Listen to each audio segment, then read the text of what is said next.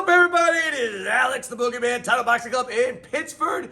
Guess what time it is? Midweek Musing!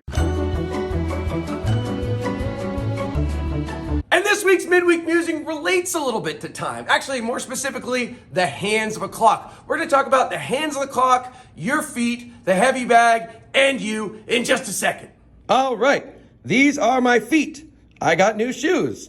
That is also a clock on the ground. That clock fell off the wall, and just like Sir Isaac Newton, when the apple hit him, that clock fell off the wall, and it gave me an idea. It's to talk about our fighting stance in terms of positions on the clock. Now, what I recommend to most people, especially new people, right? Because the hardest thing to do in boxing, I say a lot, or the hardest thing to learn when you're first getting started is how to use your body to throw punches. Most people naturally throw punches with their arms, but really, we want to throw them with those guys, with the feet. We want to turn our hips, we want to shift our weight, we want all the power to go up from the ground through the kinetic chain into our powerful punch. So, having a more open stance will help facilitate that.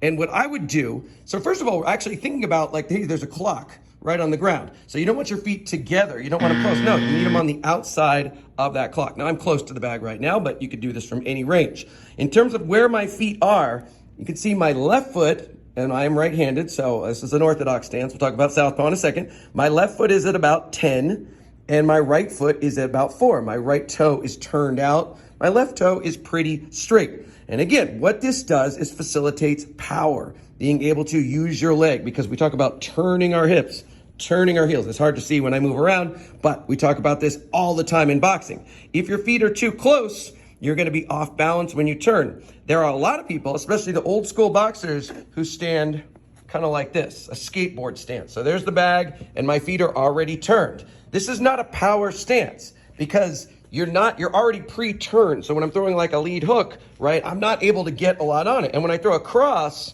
I'm a little bit off balance. I can rotate into the cross, but that left foot is turned out, so my balance is a little bit thrown. So it's not a power stance if you turn it to a skateboard side stance. Some people like it, who are quick, who are outboxed, who like to get in and out really fast, moving in, moving out, but it's not as good to move circularly or laterally. So what I recommend to us right-handed folks is 10 and 4. It's kind of like driving a car. Actually, I think that's 10 and 2, although for me it's like 11 and nothing.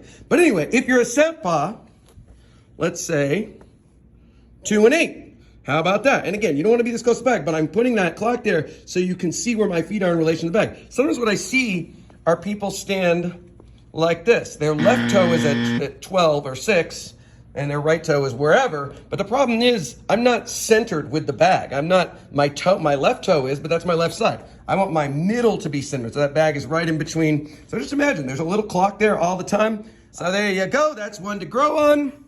That's me again. This is a Midweek Musing.